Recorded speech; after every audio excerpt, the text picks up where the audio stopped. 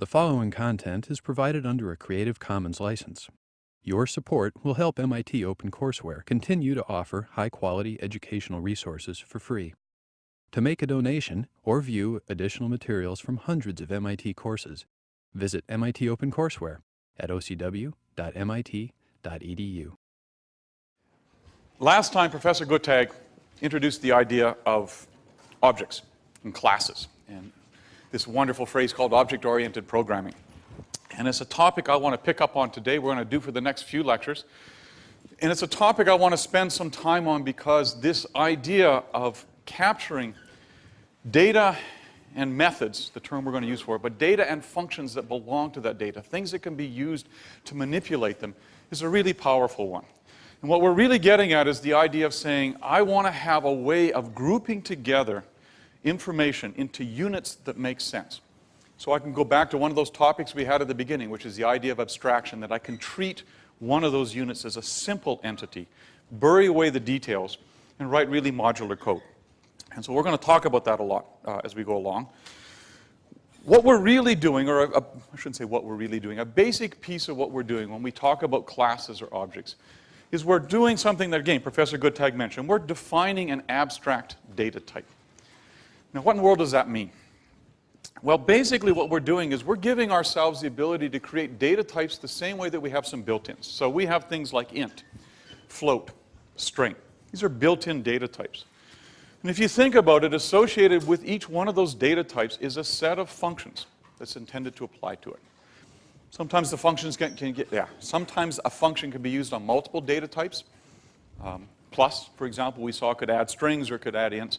But each one of those data types has associated with it a set of functions that are geared to handling that. We want to do the same thing, but with our data types. We want to create data types and functions, or we're going to call them methods, that are specifically aimed at manipulating those kinds of objects. And our goal is then to basically see how we can build systems that take advantage of that modularity. Right, so the fundamental idea then is I want to glue together information. I want to take pieces of data that naturally belong together, glue them together, and attach some methods to it. And that's, saying a lot of words. Let's do an example, because it's probably easiest to see this by looking at a specific example. All right, so here's the example I'm going to start with. Suppose I want to do a little piece of code that's going to do planar geometry, points in the plane. All right? So I want to have some way of gluing those things together. Well, you know what a point is. It's got an x and a y coordinate. It's natural to think about those two things as belonging as a single entity. So an easy way to do this would be to say, let's just represent them as a list. Right? Just as a two list, or a list of two elements. It'd be easy to think of a point as it's a list of an x and a y coordinate. Okay. For example, I might say point P1 is that list. X is 1, Y is 2. And in fact, if I draw a little simple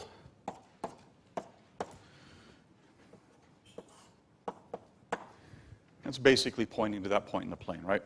X is 1, Y is 2. Okay, it's fine. It's another way to represent points on the plane, though, and that's in polar form. Right, so this, if you like, is Cartesian. But another way to represent a point in the plane is I've got a radius and I've got an angle from the x-axis. Right? And that's a standard thing you might do. So I might define, for example, in polar form, P2, and let me see which example did I do here. We'll make this the point of radius 2 and at angle pi by 2. I'm going to make it easy because pi by 2 is up along this axis, and that's basically that point. Okay. This is fine. It's no big deal. But here now becomes the problem. I've glued things together by just using a list. Suppose I hand you one of these lists. How do you know which kind it is? How do you know whether it's in Cartesian form or it's in polar form? Right? You have nothing that identifies that there. You have no way of saying what this grouping actually means. All right? And just to get a sense of this, let's look at a simple little example. So on your handout, you will see I've got a little piece of code that says, assuming I've got one of these points, I want to do things with it. For example, I might want to add them together. So this first little piece of code right here says, okay, if you give me 2 points, I'll create another one of these lists, and I'll simply take the x, or sorry, I shouldn't say x, I'm going to assume it's the x. The x values are the 2 points, add them together, which is right there. The y values, add them together, and return that list. And if I actually run this, which I'm going to do, excuse me, I'll do it again. Okay, you can see that I've added them together, and I've printed out the value of r, and I'll just show you that, in fact, that's what I've got. This looks fine, right? This is, I'm doing the right thing. Okay? Another way of saying it is, I've actually said, what did I use there? 1, 2, and 3, 1.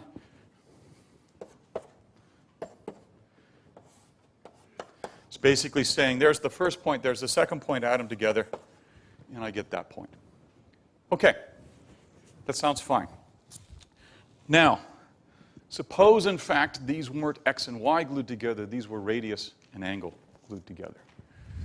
In that case, the point P1 doesn't correspond to this point. It actually corresponds to a point of radius 2 and angle 1, which is about here. I think I wrote this down carefully so I would make sure I did it right. Sorry, I said that wrong. Radius 1 and angle 2. 2 radians is a little bit more than pi half. And the second point is of radius 3 and angle 1, which is up about there. So what point, sorry, bad pun, what point am I trying to make here? Different understandings of what that piece means gives you different values. And that's a bit of a problem.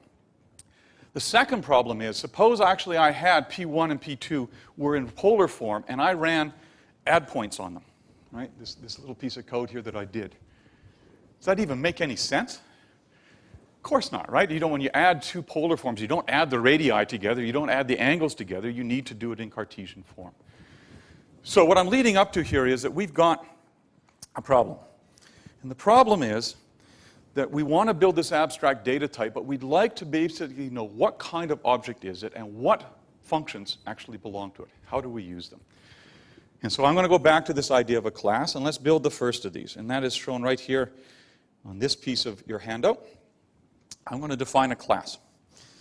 And in particular, what I'm going to do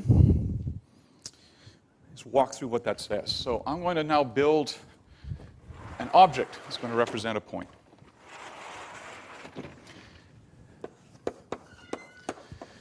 So what does that thing say up there? It's got this funky looking form, right? It says, I've got something that I'm going to call a class. It's got that keyword class right here. Yep, sorry, and I'm going to give it a name. And right now, I'm just building a simple piece of it. But first of all, what does a class do? Think of this as, this is a template for creating instances of an object. Now, at the moment, it's a really dumb template. I'm going to add to it in a second, but I want to build up to this. Right now, it's got that second keyword there called pass, which is just Python's way of saying there's an empty body in here. Right? We're going to add to it in a second. But the idea is that a class is going to be a template for creating instances. How do I use it? Well, I call class just like a function, and you can see that below. Right? Having created this thing called Cartesian point, I'm going to create 2 instances of it. CP1 and CP2. Notice the form of it. It's just the name of the class followed by open paren, close paren. It's treating it like a function.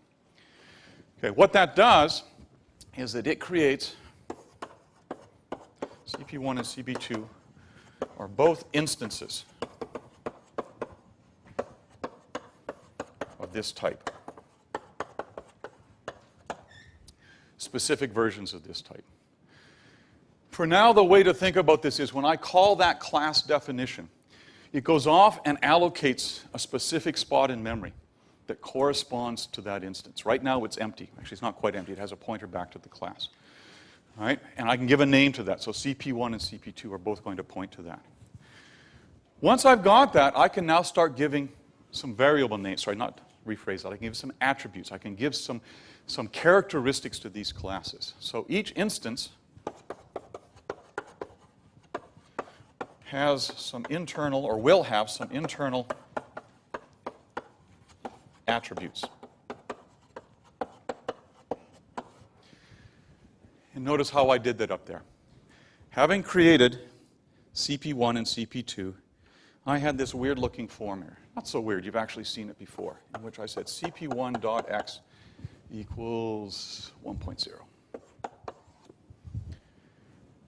What's this doing? CP1 points to an instance. It points to a particular version of this class. And I have now given an internal variable name, x, and a value associated with that. So I've just given it an x variable. Right?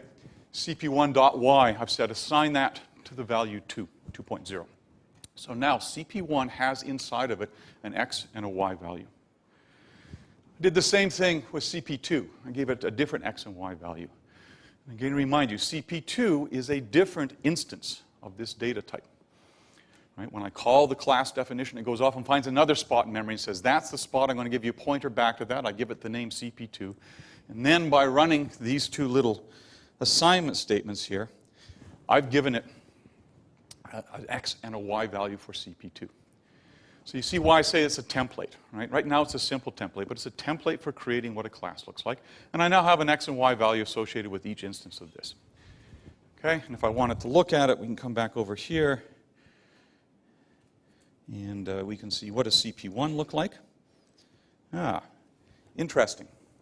It says some funky stuff and says it's a kind of Cartesian point. And that's going to be valuable to me when I want to get back to using these things, right? You see that little thing says .Cartesian point in there. If I want to get out right now the versions of these things, I can ask what's the value of CP1x, and it returns it back out. And I could say CP2.x. Now, that was a bad one to use because I used the same value in both places, didn't I? So let's do CP1.y and CP2.y. Okay, so I've just created local versions of variables with each one of these objects. I can get at them just like I would before. I can assign them in as I might have done before. Okay. Now that I've got that, I could think about what would I want to do at these points. Well, one thing I might want to do is say, well, is this the same point or not? So the next little piece of code I've written here, let me just move down to it slightly. Yeah. I've got a little piece of code called SamePoint. And you can look at it. What does it say to do? It says, if you give me two of these data objects, I'm going to call them P1 and P2. I'm going to say, gee, is the x value the same in both of them? And if it is, and the y value is the same, then this is the same point. I'm going to return true. Okay, notice the form. This is saying that's a class, or sorry, an instance of a class, and I'm going to get the x value associated with it. I'm going to come back in a second to how it actually does that. But it basically says, get me the x value for P1, get me the x value for P2, compare them, just as we would normally. And I got another little thing here that I'm going to use a little later on that just prints out values of things. Okay. Let's see what happens if I do this. So let me show you a simple little example. I'm going to go over here, and let me define a couple of these things. I'm going to say P1, try it again. P1 is a Cartesian. It would help if I could type a Cartesian point. Okay. And I'm going to say P1 of x is 3, P1 of y is 4. And I'm going to make P2 another Cartesian point. And I'll give it an x value of 3 and a y value of 4. Okay. Now I want to say, are these the same thing? I've got a little procedure that could do that, but you know, a simpler thing I could do is to say, well, gee, wait a minute. Why don't I just check to see if these are the same thing? So I can say, is P1 same as P2? Using Scheme's built-in is comparator. Say this, sorry? Python scheme. Whoa, there's a Freudian slip. Thank you, John. I'm showing my age and my history here. Is P1 and P2 the same thing? Hey, there's a bad English sentence, even worse. Now I'm really thrown off. I'm using Python's is comparator to say it's the same thing. It says no. But if I say, are P1 and P2 the same point? says yes. And this is a point I want to stress here. So what's going on in this case is I want to distinguish between shallow equality and deep equality. The first thing is testing shallow equality. And what is doing? There's another bad English sentence, but what is doing? Is essentially saying, given two things, do they point to exactly the same referent? Or another way of thinking about it is, remember I said when I call that class definition, it creates an instance that's a pointer to some spot in memory that's got some local information around it. Is saying, do these things point to exactly the same spot in memory, the same instance? Deep equality, we get to define. And that's what I did by writing same point. Okay, as I said, I want equality in the case of points to be, are the x and y coordinates the same? And I'm actually going to change it. Just to show you this point, if I do the following. Right, I say, I'm going to assign P1 to be P2. What's that doing? It's taking the name P1 and it's changing its value to point to exactly what P2 points to. And then I say, are they the same thing? The answer is yes, because now they are pointing to exactly the same spot in memory, the same instance. Okay, the reason I'm saying this is we have one class definition. It's a cookie cutter. It's a template that's going to let us build versions of these things. Every time I use it, I'm creating a new instance. That's a different thing inside of the memory. And I want to have that because I want to have lots of versions of points. Okay. Now, let's go back to where I was. I said one of the things I want to do is I want to have different versions of points. So I've got now things that are Cartesian points. I could do the same thing. I could build polar point. And I want to just show it to you here. I've got a class called polar point, which is right there, and same kind of thing. I can create instances of it and then assign to them things like a radius and an angle and make instances of those. Okay, John. I just want to maybe mention that when in some of the reading, you'll see terms like object equality and value equality instead of shallow equality and deep equality. Right. So this is object, and this is, right? This is value equality. Right. And you will see both terms used. Some people like to use shallow and deep, object and value, but they're talking about the same thing, which is it the same object or is it the same, in this case, set of values, depending what you want to define as you use it. Okay. So, as I said, now I can go off and I can create a different class. I got Cartesian points, I could create polar points. And I'm going to run it in a second, but you can see a same kind of idea. I define a class called polar point, I create a couple of them, and I give them a radius and an angle. And then I could do things like, again, say, okay, having done that, let me just run it here. So if I run that, so I've now got polar point 1 and polar point 2. I can say, is polar point 1 the same as polar point 2? And the answer should be no. And then I could say, well, gee, are they the same point? Oops.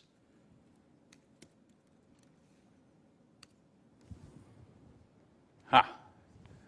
What happened? Well, it bombed out, because what was I expecting to do? I was expecting to compare x and y values, not radius and angle. And so this doesn't know how to do it. It doesn't have a method to deal with it, so it complains.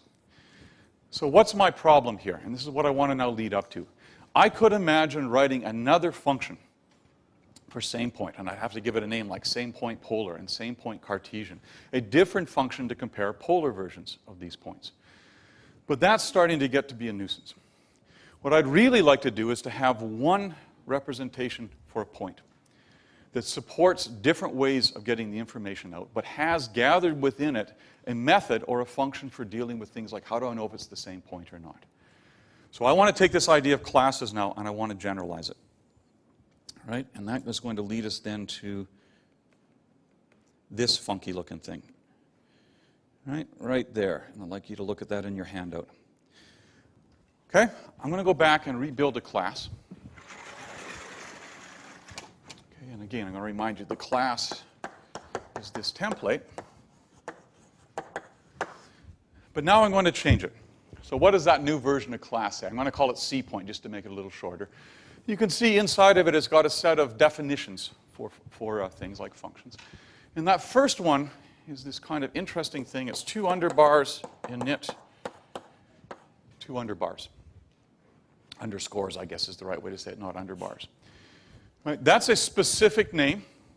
And what it basically says is when I call the class instance, boy, it's a bad mistaking. When I call the class definition, that is, I call cPoint, right? I'm going to call it with a specific set of arguments. And what is going to happen is that init is going to then apply. It's going to apply to those arguments. So let me, in fact, show you an example. I've got a definition of Cartesian point. I've got a definition of polar point. And let me just run these to get them in there. And now let's do the following. Let P be a Cartesian point, and we'll give it a couple of values. Okay? All right. So what happened? Notice the class definition here is there. This is the first thing that's got called, and I just called it with a value for x and a value for y, and it went off and did something for me. Does that look right?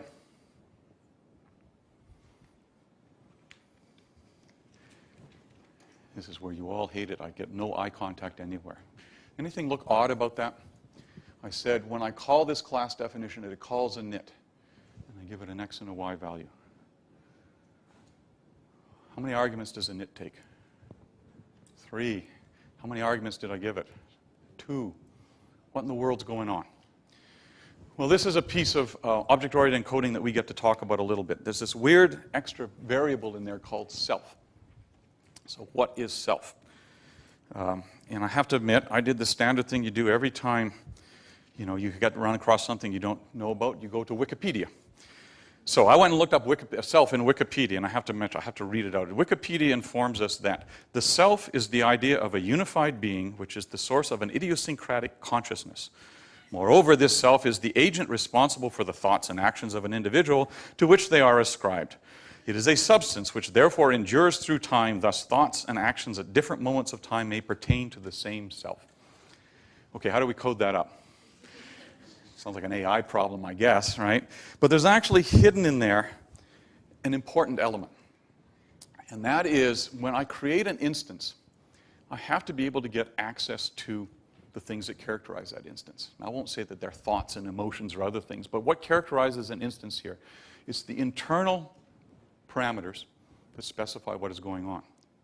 So in fact, what happens inside of an object-oriented system, and particularly in Python's object-oriented system, is the following. Right? When we call init,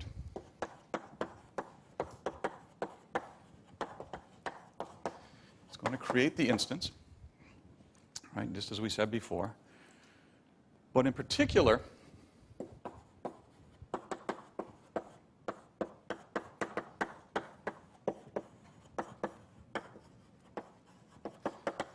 going to use self to refer to that instance. All right, so let me say this a little differently. I have a class definition.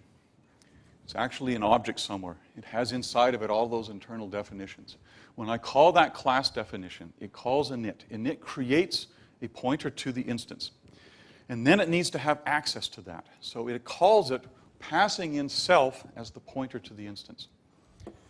That is, it says it has access to that piece in memory, and now inside of that piece of memory I can do things like, as you see here, define self.x to be the value passed in for x. What's that doing? It's saying, where's self pointing to?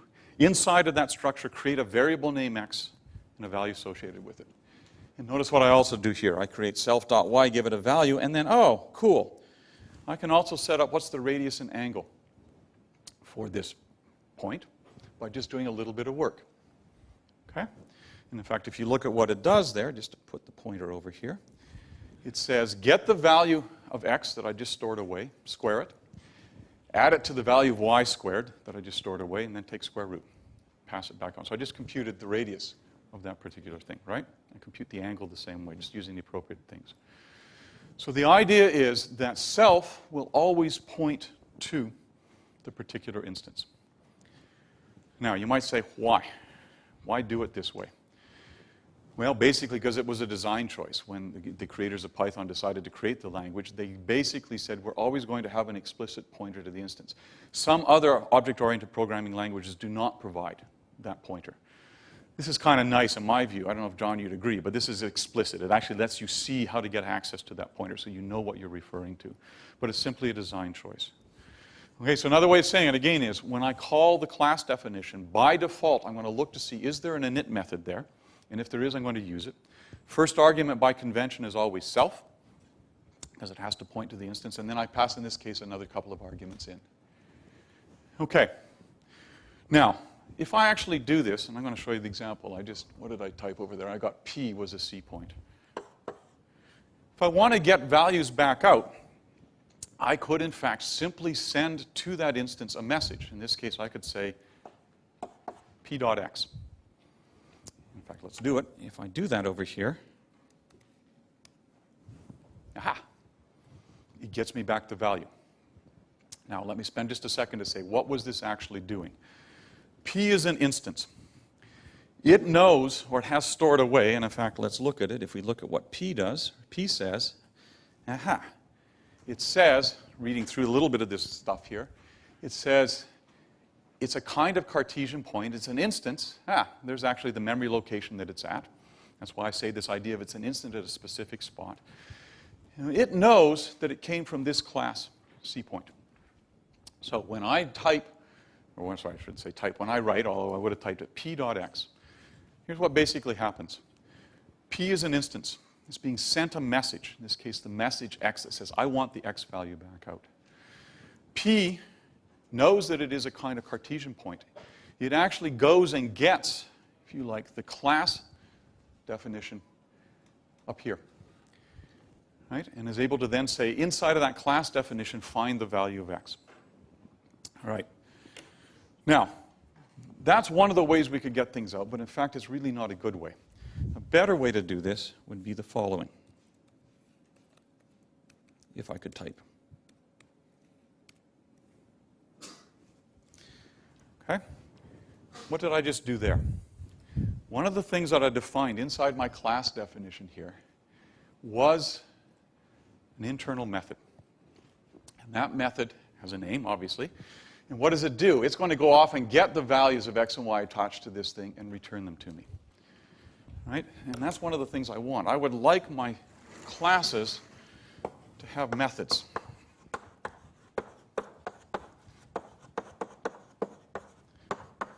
Which can access the values of the specific instance.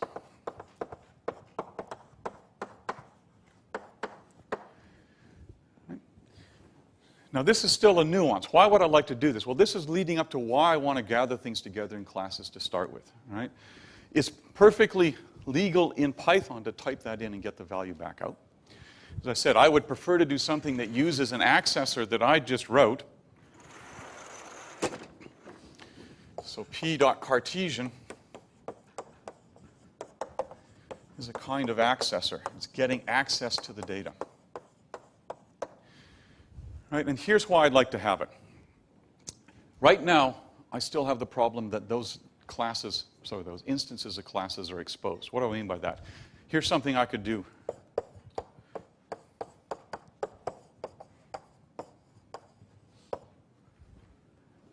Right? Let's do it, in fact.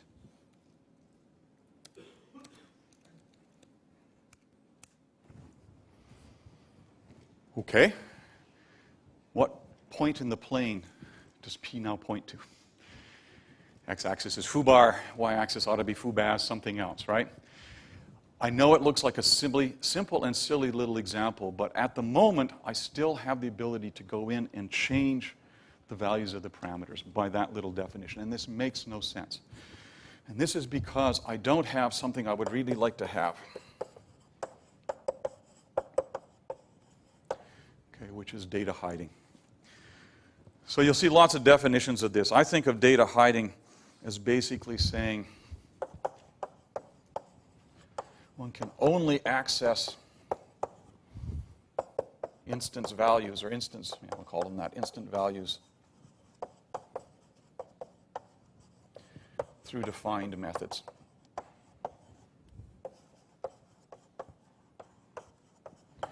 And that's a wonderful thing to have because it gives you that modularity, that encapsulation that basically says when I create a point, the only way I can get at the values is by using one of the defined methods. In this case, it could be Cartesian and get out the pieces of that. Unfortunately, Python doesn't do this, which is really a shame. Or another way of saying it is, please don't do that. Don't go in and change the values of things by using the direct access. Have the computational hygiene, if you like, to only go through accessors, only go through methods that are actually provided to you as you do this. And actually, don't remember, John, C++ does have data hiding, I think, right? Yeah, and not only shouldn't you change it, you shouldn't even read it. Exactly. Which you're going to see in a second I violated in some of my code, which Professor Goodtag is going to yell at me about shortly because I should have done it through accessors. But he's exactly right. A good hygienic way of doing this is not only do I not go in and change things except through a predefined method, I shouldn't read it other than through a predefined method. I should use Cartesian or polar to pull out those pieces of it. Okay. Once I've got that, you notice I can now define a polar point, same way. And notice I've now solved one of my problems, which is in each one of these cases here, I'm creating both x, y, and radius angle values inside of there. If it's in polar form, I passed in a radius and angle, and I'll compute what the x and y value is, right? If it's in Cartesian form, I pass in an x and y, I compute what a radius and angle is. But it now says that no matter what kind of form I made it from, I can get out that kind of information. So for example, I define P, you'll remember back over here, as a Cartesian point, but I can actually ask for its polar form. And it's there accessible to me. Okay, this is great. Just to drive home one more reason why I don't want to have changes to the values other than through predefined things. Notice what happens if I do the following. I could say I want to change the radius of this particular thing. Okay? Perfectly reasonable thing to do. And if I go look at the polar form of this, okay, good. Looks right, right? It's now got a different radius, same angle, so I just changed the radius of it. Oh, but what happened to the Cartesian form? I should have done this earlier by typing the Cartesian form earlier, so let me go back to where I was. Sorry for that. Let me go. We'll make this a 1 again. If I look at the Cartesian, I did have the Cartesian form. Don't mind me while I mutter to myself here quietly. That's right, I did screw that up badly. All right, we try one more time. Here we go. Let's try one more time. We'll make P a new point. Okay? There's the Cartesian representation of it, which is right, 1, 2. Here's the polar representation of it. Some random set of numbers, which makes sense. If I now say, I'm going to go ahead and change the radius of this to something.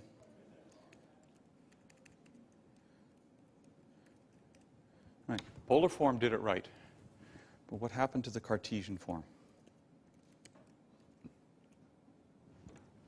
Yes, didn't change.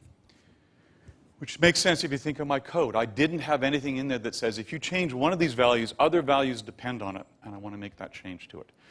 So this is one more example of stressing why I only want to come access to the instances through defined methods. Because I could have built that in. It says if you change the value of this thing, by the way, you need to recompute those other values in order to make this hold up. Okay, so what else do I have then in my little class definition here? So I've got an init in both cases. I don't have to put an init in, but it's, again, usually a good idea to put that in originally. I've got an init that says when you create an instance, here's what you do. Notice that that typically also defines for me what the internal variables are, what the internal characteristics of the class are going to be. Again, I could have some other functions that compute things, but this is typically the place where I'm going to put them in. So this is giving me now that template. Better way of saying it, right? A template now for a point is x, y, radius, angle. And I can see that in those pieces there. And then I've got some things that give me back out information about them.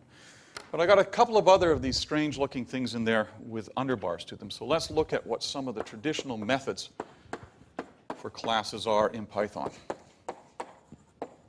I have init.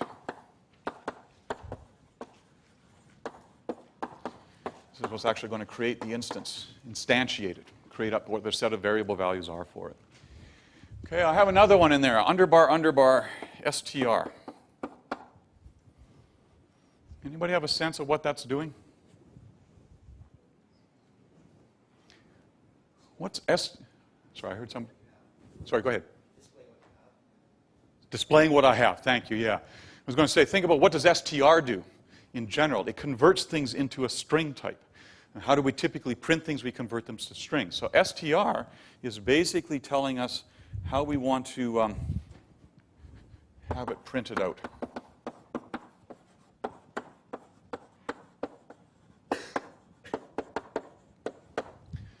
Okay? And in fact, if we look at this, if I say print of p, it prints it out in that form. Now, this is actually a poor way to do it because you might have said, well, it's just the list. But remember, it wasn't a list. What does it do? It says, if I want to print out something I built in Cartesian form up here, it says, again, I'm going to pass it in a pointer to the instance, that self thing, and then I'm going to return, a string that I combine together with an open and close paren, a comma in the middle, and getting the x value and the y value and converting them into strings before I put the whole thing together. So it gives me basically my printed representation. Okay. What else do I have in here? Well, I have CMP. And my handout's wrong, which I discovered this morning after I printed them all out. So the version I'd like you to have uses that, a greater than, rather than the equals that I had in my handout. What's CMP doing as a method? Yeah? Comparing values? Yeah, comparing values, right? And again, it's similar to what CMP would do generically in Python. It's a way of doing comparison. So this is doing comparisons.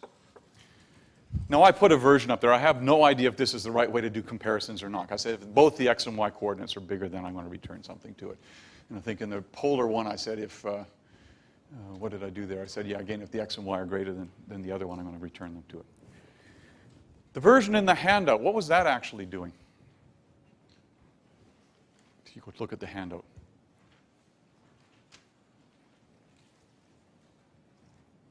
Well, I think it was comparing, are they the same? Right? So that would actually be another method I could put in.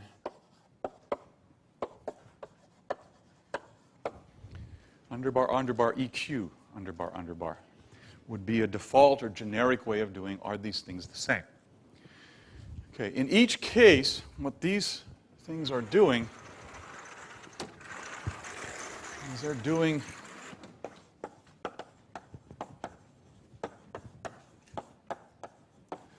what sometimes gets referred to as operator overloading.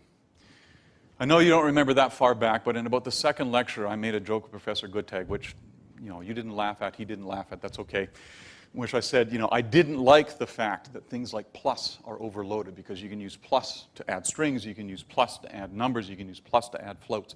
And he quite correctly, because he's more senior than I am, more experienced than I am, said it's actually a good thing. And he's right, most of the time. And the reason I say that is by having that operator overloading, I can use one generic interface to all of the objects that I want to use. So it makes sense to be able to say, look, for many methods, I do want to have a way of doing comparison. And I don't have to remember at top level what the name of the comparison method was. I can simply use the built-in, I'm about to say scheme again, the built-in Python comparison operation. Say, are these two things the same? Same thing with CMP. That's just saying greater than. And greater than now can apply to strings. It can apply to floats. It could apply to points. I could add other pieces into it. So there are some downsides, in my view, to doing operator overloading, but there are some real pluses. And the main one is I get to just decide, how do I want to use this and call it? Yes, ma'am? For your CMP, what is the other? Right, CMP other. So how would I call this? It's a good question. Here's the way I would call it. Let me give you, I'm going to create a polar point. I'm going to call it Q, and we'll give it some random values. Okay? And now I want to know, is P greater than Q? Now, it happens to return true here, but the question is, where does the other come from? P is a particular object type. When I try and evaluate that expression of greater than, it's going to go into the class to say greater than is a comp method. And so let me say it very carefully here. When I evaluate this, P is an instance of a point. In this case, it was actually of a Cartesian point. It sends a message to the instance, which sends a message to the class to get the CMP method from the class. And that then gets applied to itself, which is P, and one other argument, which is the second piece there. So other points to the second argument that was present. Okay? John? There's nothing magic about the word other. It could have said foo or zort. Yeah, or sorry. anything. Yeah, go ahead. That was part of the question. I could have picked foobar. I could put anything in here. It's simply, notice the form of it here is, it's going to take two arguments. And you're right, self is the original instance. This says I need a second argument to it. And that second argument better be a point so I can do the comparison. Yes, ma'am? Aha. What do you think happens? Sorry, the question was, what happens if I said P is less than Q? Got a guess? Seems pretty obvious, right?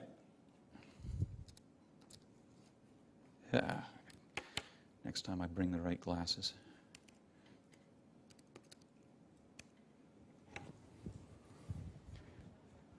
It's still calling comp, but it's knowing that comp is just reversing the order of the arguments. Okay? Which makes sense. If greater than expect arguments in order x, y, less than simply takes greater than, but with the arguments reversed. Okay, so I don't have to, it's a great question. I don't have to create a second one for comp. Comp is just saying, is this bigger than? And if I want to reverse it, it goes the other way. Question? Or equal. Right, let's try equal, because I didn't define it here. Okay, so it says they're not the same. And boy, I need help on this one, John. It's not, there's no predefined EQ in there. So what comp does, and maybe this isn't exactly the right way to write it, is comp actually returns one of three values. 0 minus a positive value, 0 or a negative value, depending upon whether it's less than, equal, or greater than. Right. So it's not really a Boolean valued function. It has three possible values it could return. And so in this case, it's using the same piece, but it's returning that middle value that says they're actually the same. Okay. All right. One of the things you can see now as we start building up classes, we get these methods. So you can actually say, how do I know which methods are associated with the class? And for that, we can call dir. What it does is it gives me back a listing of all the things, all the methods that are associated with it. Some of which I built. Comp, init, string. And there, notice, are the internal definitions, and there are the internal variables. And in fact, I should have said, we often call those things fields. So inside of an instance, or associated with an instance, we have both methods and fields. And these are both altogether called attributes of the instance. And then there were a couple of other ones in there that I hadn't actually dealt with. Right, the reason I want to point this out to you is, if we go back up to the kinds of data objects we started with, floats, ints, strings, they actually behave the same way. They are instances of a class, and associated with that class is a set of methods. So for example, I can say, what are all the methods associated with the number or the integer 1? And you probably recognize some of them in there, right? Absolute value, add, comp, coerce. Well, we didn't do coerce. We did a bunch of other things. I could also say, what are the methods associated with the string 1? And I'm sure you can quickly grok that, but notice they aren't the same. That makes sense. Right? We have some set of things we want to do with strings, a different set of things we want to do with numbers. But underlying Python is the same idea. These are instances of a class. And associated with that class are a set of methods, things that I could deal with. So this is a handy way of being able to see what are, in fact, the methods that are available if I don't happen to remember them, and I want to go back to them. Okay. I want to spend the last few minutes just showing you a couple of other things that we can do in here. Let me see where I want to go with this. So let's add one more piece to this. Okay, now that I got points, I might want to do something with points. So an easy thing to do in planar geometry is I want to make a line segment. It's got a start point, it's got an end point, right? It's a, if you want to think of it back over here, there's a line segment. It's got a starting point and an ending point. Well, I can do the same thing. And the reason I want to use this as an example is here's my little definition of segment. Again, it's got an initializer or an instance creator right there. Takes a start and an end point. I'm just going to bind local variable names start and end to those pieces. But notice now those aren't just simple things like numbers. Those are actually points. And that's where the modularity comes in. Now I have the ability to say, I've got a new class. I can create instances of a line segment, and its elements are themselves instances of points. Okay? And then what might I want to do with the segment? Well, I might want to get the length of the segment. And I know it's kind of, you can see it on your handout. It just has the rest of the pieces over here. Okay, what's the geometry say? The length of a line segment. Well, it's Pythagoras, right? I take the difference in the x values squared, the difference in the y values squared, add them up, take the square root of that. And notice what this says to do. It says if I want to get the length of a segment, I'm going to pass in that instance. It says, from that instance, get the start point. That's the thing I just bound. And then from that start point, get the x value. Same thing. From that instance, get the end point. And from that end point, get the x value, square them. Add the same thing to the y values squared. Take the square root. Yes, ma'am? So are you entering a tuple in for start and end? No, I'm entering, well, let's look at the example right down here. In fact, let me uncomment it so we can look at it. All right. I'm going to uncomment that. So notice what I'm going to do. I'm going to build, in this case, a Cartesian point. I'm going to build a second Cartesian point, and my segment passes in those class instances. Right? They're not tuples. They're simply an instance with some structure in it. And in fact, if I go off and run this, okay, what I was printing here was s1.length. And that's, what is it doing? S1 is a segment. It has inside of it pointers to 2 points, which are instances. And when I call length on this, it takes that starting point, sends it the message saying, give me your x coordinate. Takes the endpoint, says, give me your x coordinate, and add them together. Now, I prefaced this a few minutes ago about saying Professor Guttag wasn't going to like me. He doesn't like me generally, but that's between he and I. He beats me regularly at tennis, which is why I don't like him. Sorry, John. And this is being taped, which is really good, isn't it? So why am I saying that? I said that if I was really hygienic, and you can now wonder about how often do I shower, if I was really hygienic, I would only ever access the values through a method. And I'm cheating here, right? Because what am I doing? I'm taking advantage of the fact that start is going to be a point, and I'm just directly saying, give me your x value. So I don't know, John, I would argue if I'd written this better, I would have had a method that returned the x and the y value, and it would be cleaner to go after it that way. This is nice shorthand, right? But it's something that, in fact, I probably would have wanted to do differently, right? Why would I want to do it differently? Imagine that I've written code like this. I've written a bunch of code. And I originally decided I was going to have, as points, it's going to have internal values of an x and a y. And then somewhere along the line, I decided to store things in a different representation. If I had had a clean interface, that I had a specific method to get those values out, I wouldn't have to change anything other than that interface. But here, if I decide I'm going to store things not in x and y, but with some other set of names, for example, I've got to go back into these pieces of code that use the points and change them. So I've lost modularity. I'd really like to have that modularity that says I'm only going to get access to the values, not by calling their names, but by calling some specific method to get access to their names. And you could argue, well, x is in some sense inherently a method, but it's not nearly as clean as what I would like. Nonetheless, the last piece I want you to see here, and then I'll let you go, is notice now how that encapsulation, that binding things together has really helped me. Given the abstraction, the notion of a point as an instance with some values, I can now start building segments. And I could now extend that. I could have, polygonal figures that are a sequence of segments. And I would be able to simply bury away the details of how those other instances are created from how I want to use them by simply calling methods on the classes. We'll come back to this next time.